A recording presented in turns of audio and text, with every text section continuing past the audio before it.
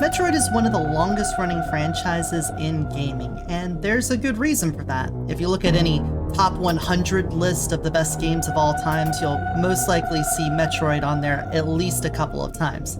On top of that, it spurned an entire genre named after it, Metroidvanias, which it shares with the Castlevania franchise. But what makes these Metroid games as good as they are, and why is it that they top these charts so often and are held so fondly by people, including myself? That's what I want to talk about today, because I recently beat Metroid Prime 4, and I've got something to say about it.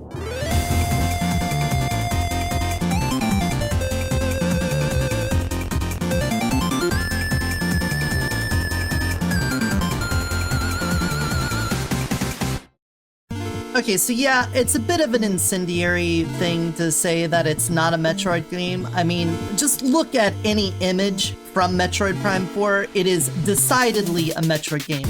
If you're an artist that worked on the game, you can leave. But you're not in detention, you're not in trouble. Because you studied the homework assignment, you did it right, 100% A+. Get out of here, go drink, go have fun. The rest of you, sit down. We need to have a conversation. This isn't going to be just me shitting on Metroid Prime 4 for the next... Holy shit, look at that runtime. What we're going to do is we're first going to talk about what is a good Metroid game. We're going to talk about how Metroid Prime 4 fell a bit short of that. Finally, what we're going to do is do a little fan fiction on how I would change the game to make it more in line of what a Metroid Prime 4 would be.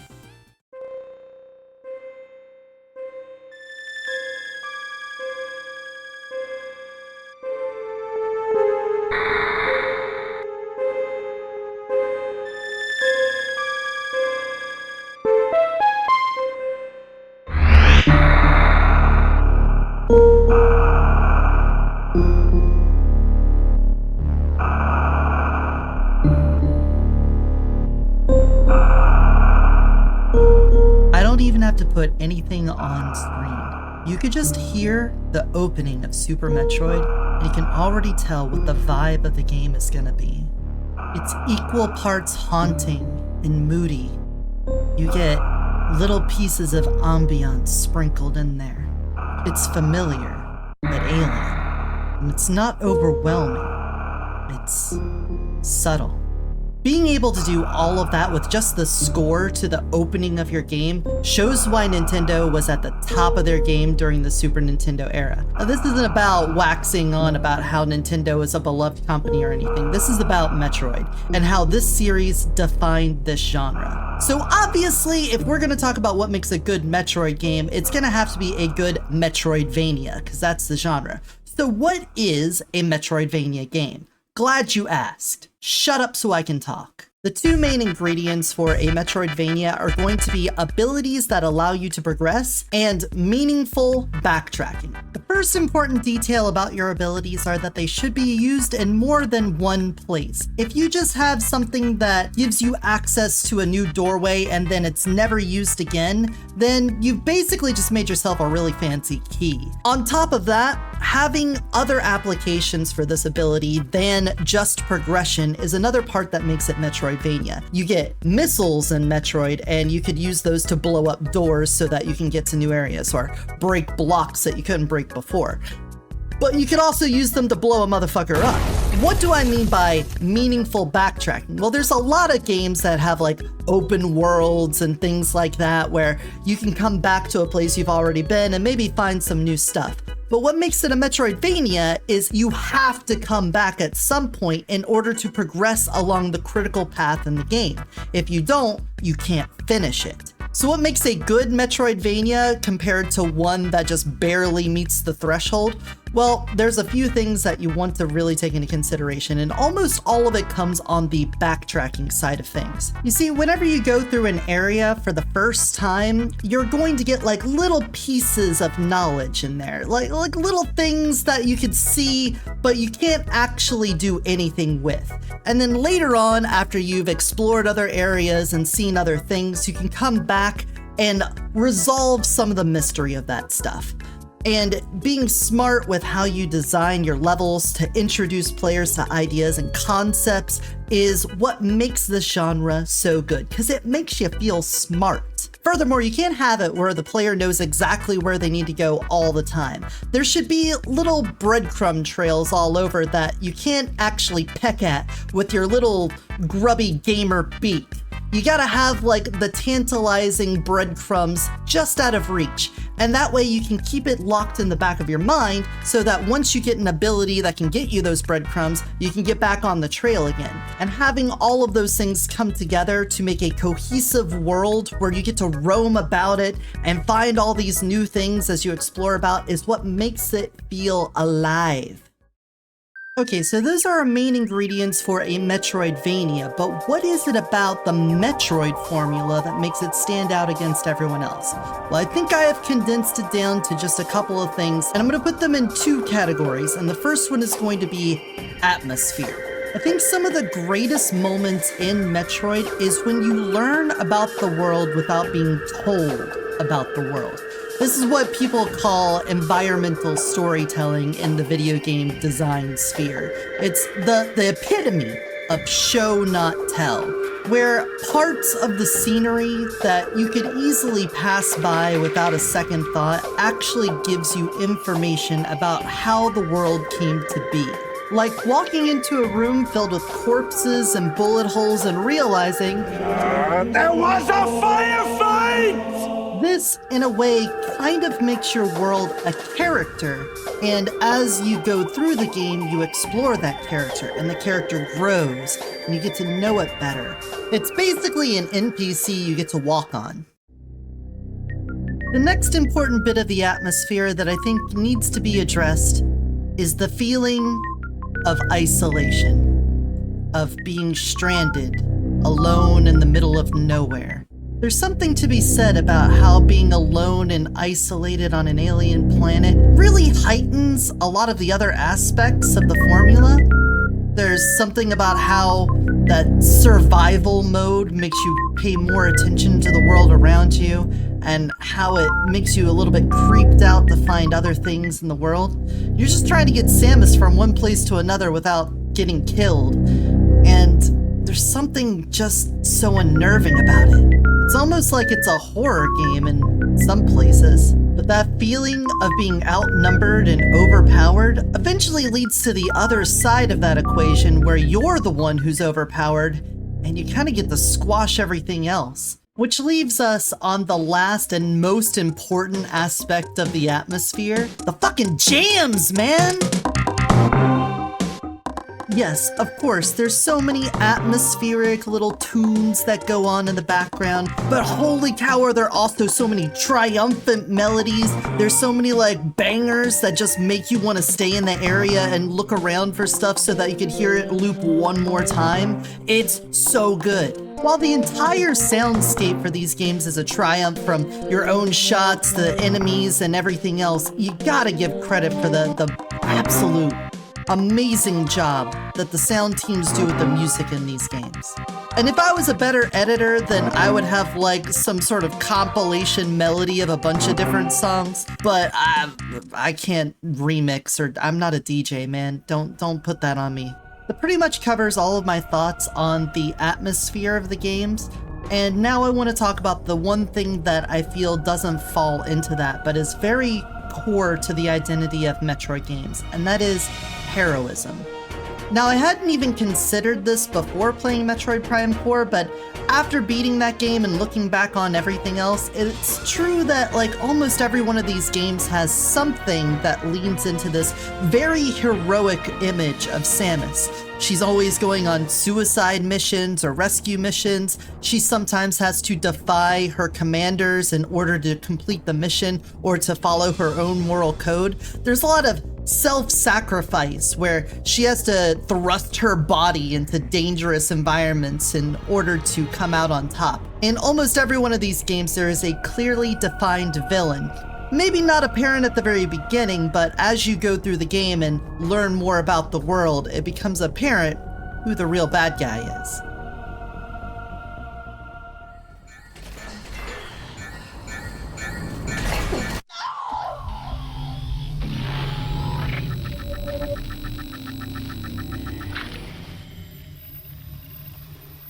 now that we've talked about good Metroid games, let's get into the weeds on Metroid Prime 4. So now we've compiled ourselves a list here of the things that are important to a Metroid game. With our abilities, you want them to be more than one-time use, and you want them to have multiple applications. For our backtracking, you need to have it critical to the progression of the game that you go back to a previous area. You need to have non-linear exploration, meaning that you don't know exactly where you're going to go every minute of the game.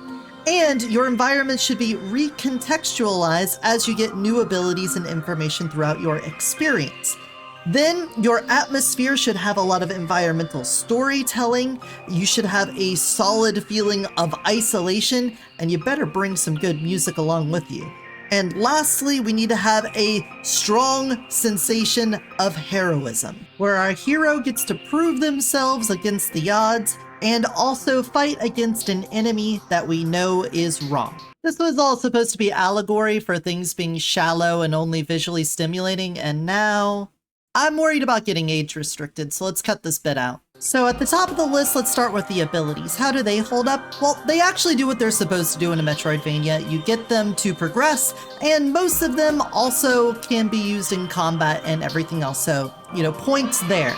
The problem is that the ability-based progression gets outshined in too many places by cinematics and narrative progression instead. Now, there's lots of times in Metroidvanias, it's not unique to this game, where you have like a set piece you want the players to experience one time in order to progress through the game. That's not a problem. But here it happens way too often. The reason why this is bad design for a Metroidvania is that it leads the player into thinking that they don't have control over the exploration. If you have too many situations where you're halted because you need to wait on an NPC or have a certain conversation with them, then you aren't going to be looking for ways for yourself to progress. You're just going to be following the guided tour and letting the game play out. You're basically training your player to play the wrong kind of game. Broken door? Door stuck? Pedestrian door offline. No malfunctions detected. The door's activation switch is in the room on the opposite side. Welcome to the game show! How does that door open? You got the clue. There is a switch on the other side that opens it. Is it something that lets us shoot through the door? Is it that we'll get to the other side of the door later? Or is it, oh yes, you already answered correctly. A cinematic plays and opens the door. I think there's gonna be something for dealing with the green lava that we're gonna need. Oh. Never mind. Which segues us into the backtracking. So what I'm showing you here is a top-down view of the first zone in Metroid Prime 4 called Fury Green. You start out down here, you continue northwards until you reach this spot right here where you reach your first dead end. Except it's not, because there's a pathway right here that gives you the thing that lets you open this door.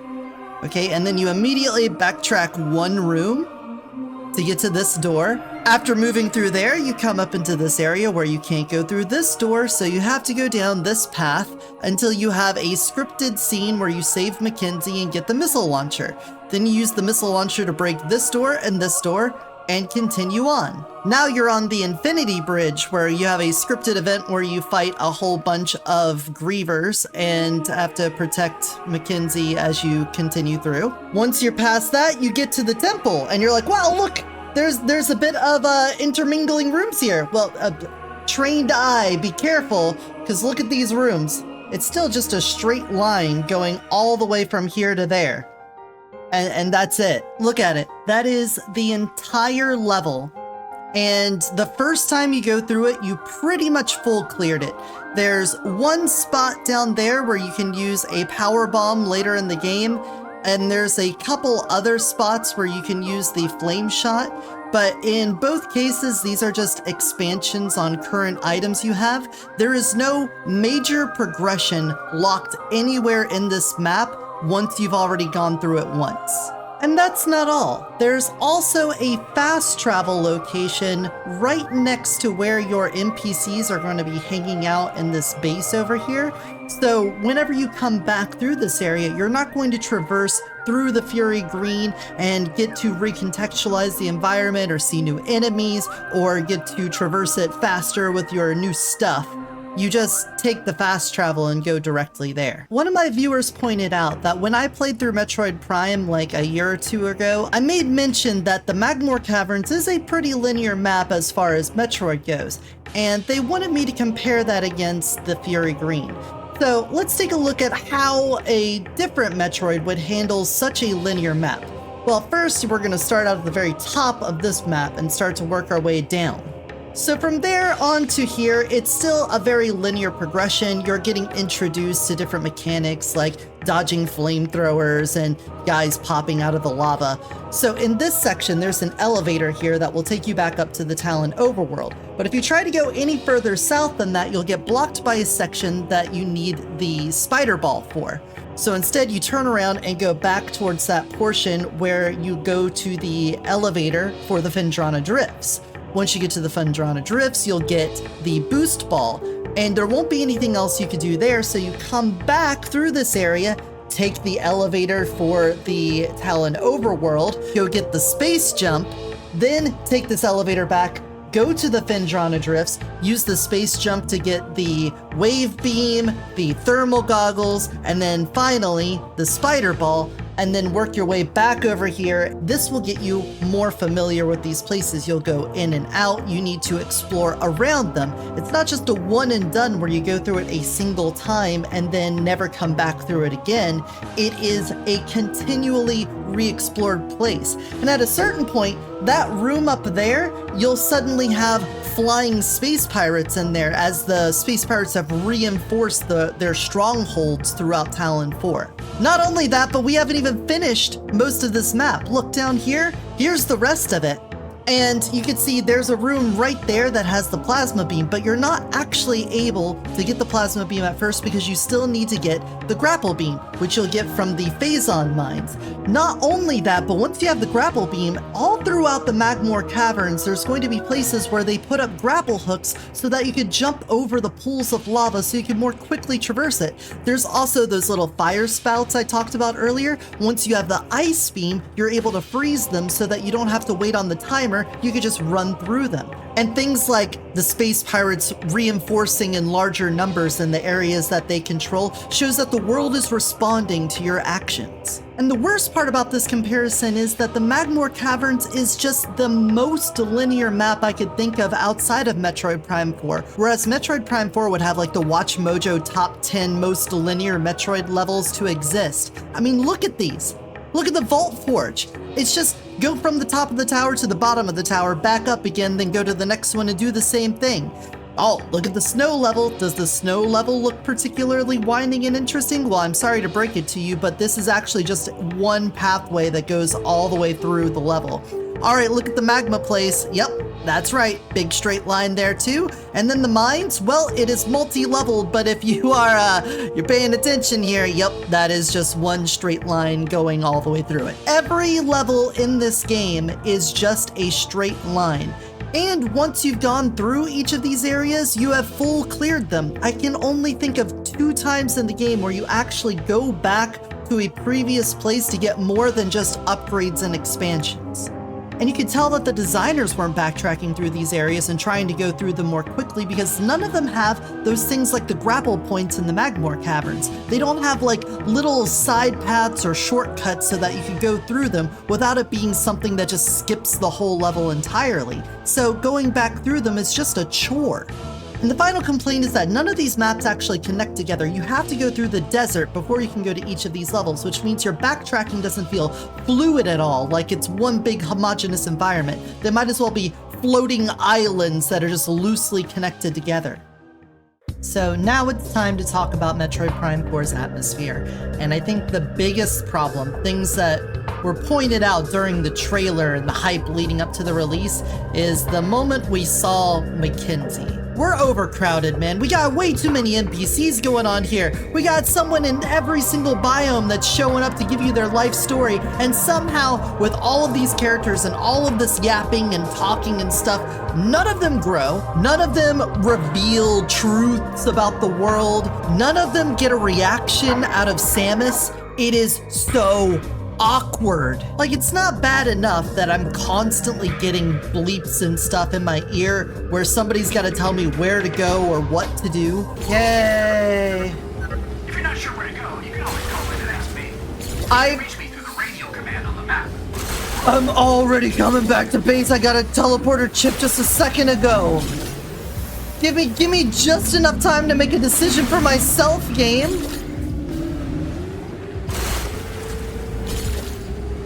Whoa, Samus. Oh my god. Looks like you got something interesting. You can solve our problems with the force field around Chrono Tower. Bring it on back to base camp so I can take a look. I just want to play the game. I was already heading that way. You interrupt me twice to tell me what to do in a matter of seconds. They are in the areas that you're trying to clear. They are escort missions, and they aren't even really good ones. It's also that they're just dumb, and they they'll fail to shoot things properly and take a lot of damage. They'll put themselves in harm's way and expect you to save them. And if any of them were to fall into critical health, then you lose the mission.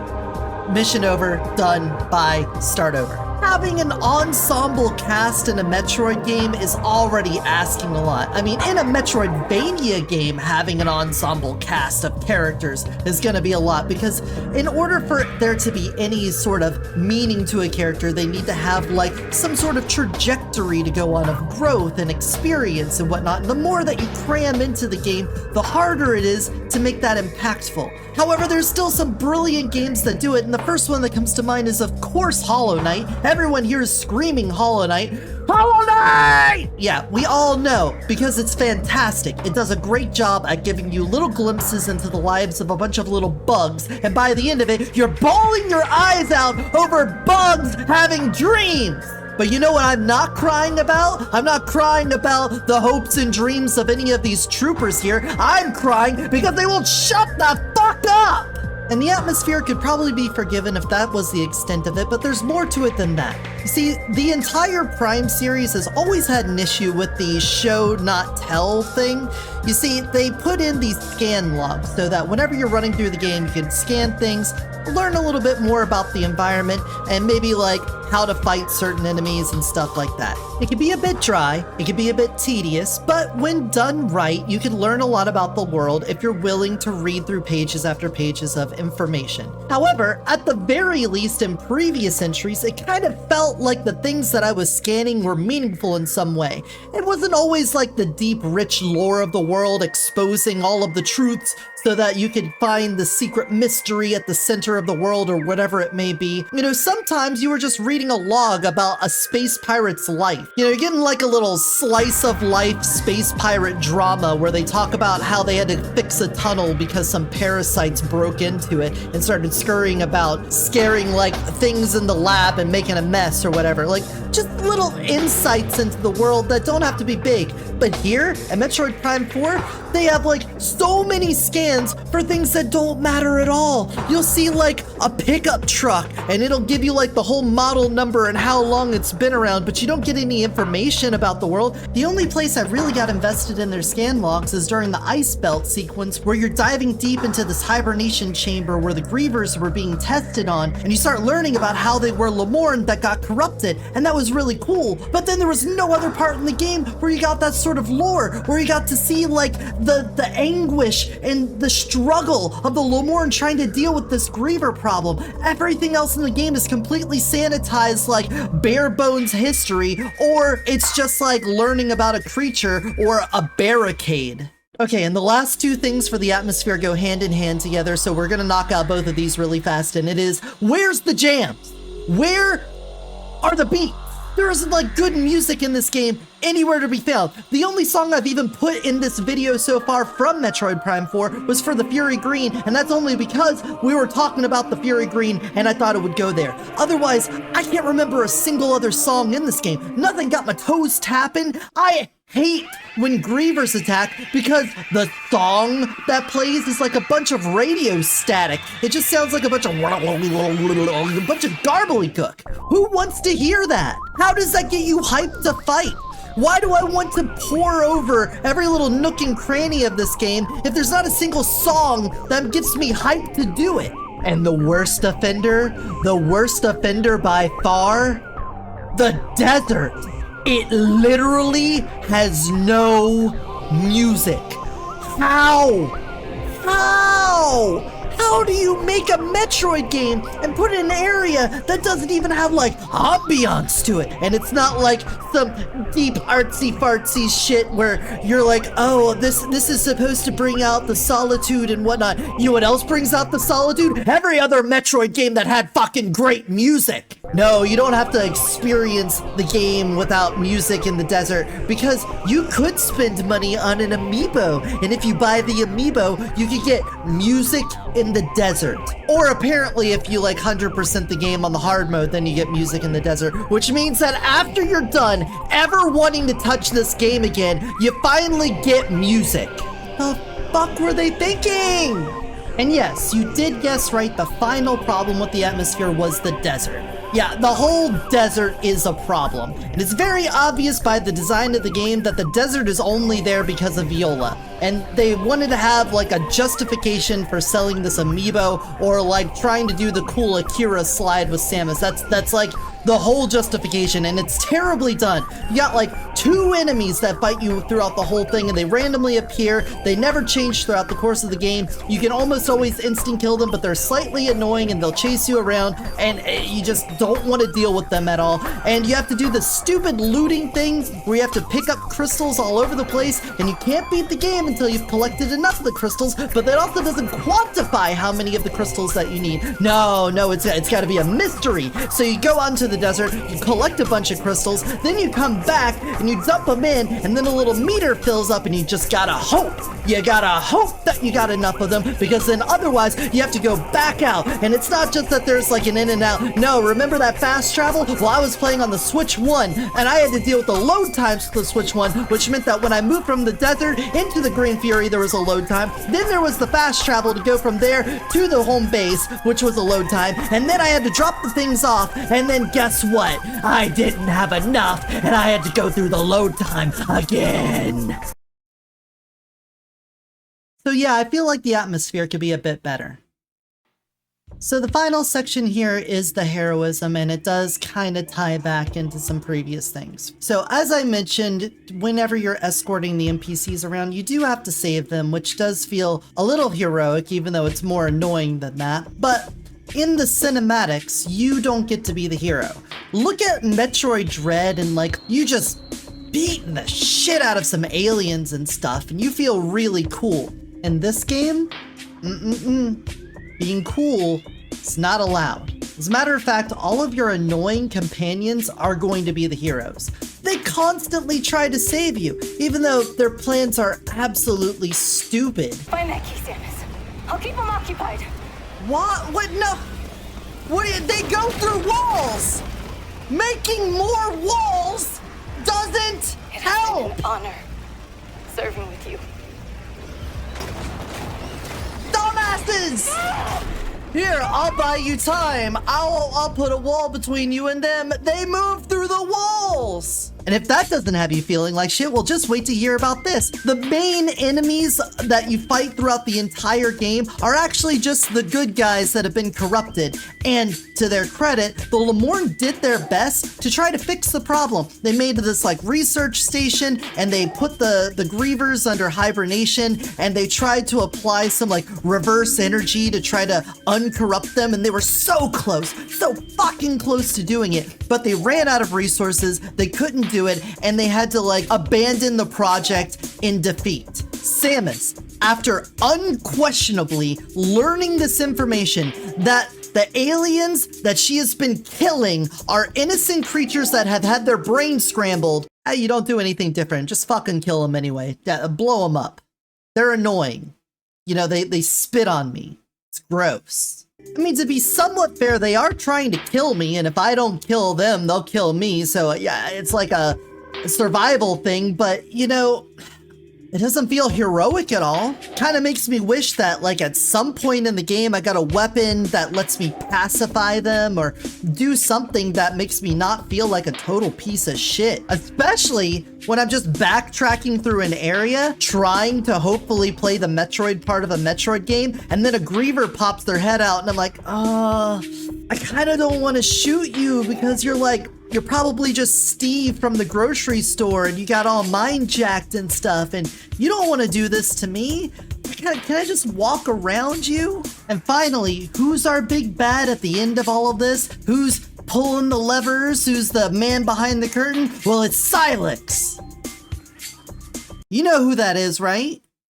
Please God, I hope you know who that is, because otherwise you're not going to give a shit at all, because they don't explain anything. You get one cinematic at the very beginning where he sort of causes a problem and then everyone gets teleported, but it's tough to say if he's doing it on purpose entirely or not. And then after that, motherfucker is in the goddamn hyperbolic time chamber for 90% of the game. Yeah, there's like 2 interactions where a robot pretends to be him, but none of that fight actually like gives you any insight into Silex. There's not like a through line from those fights into the final boss fight, so it's completely disconnected. Then you only get even a smidge of motivation if you 100% the game and see the final Easter egg ending where it gives his backstory. And it's a little bitch move where he didn't follow orders from the Federation. He wanted to get a weapon and Samus shows up and blows the weapon up. And he gets all pissy about it. Villain backstory. I don't have a clearly defined evil force to rise up against. For the most part, I'm trapped on a planet and I'm just trying to get off of it.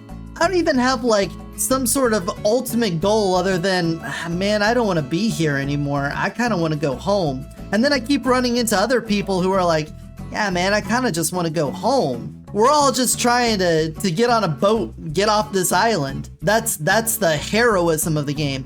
And then along the way, these guys keep on jumping off the boat as a last-ditch effort to get us out of there. And then just when we're about to get out, some guy shows up and says, finally, our fight will be epic. Everyone just kind of looks around at each other and goes, and who are you?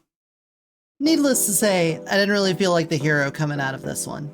And that brings us to the end of this section, so let's see what the scores were. Okay, so as far as abilities go, the abilities did do their job right, so we'll give you full points there. However, the cinematic stuff cutting into it, we're gonna make that docked in the backtracking section. Let's put that under the non-linear exploration. It was already a straight line anyway, so we're kind of giving that to you because that you can't go under a 0 in this. You know what? Actually, you get negative points there. Never mind, I changed the rules. It's a Metroidvania. You got to adapt. You gotta be ready for things to change on the fly. You know, you got to be prepared. Anyway. Returning to previous areas, we don't do that in this game, 0 points. Recontextualize previous zones, you can't do that if you don't go back to them. Atmosphere, environmental storytelling, vagina doors everywhere. Does that count? I don't think so. I don't feel like the world got to grow and I didn't learn a whole lot about it. Isolation.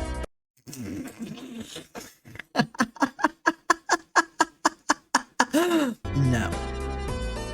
Jams were jamless. Bob Marley would cry. And heroism, 0. So, you know,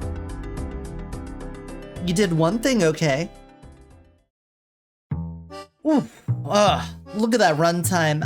Yeah, I made a joke about that earlier, but I don't think I could slap on the whole other part of this where I fan fiction the solution to all of these problems.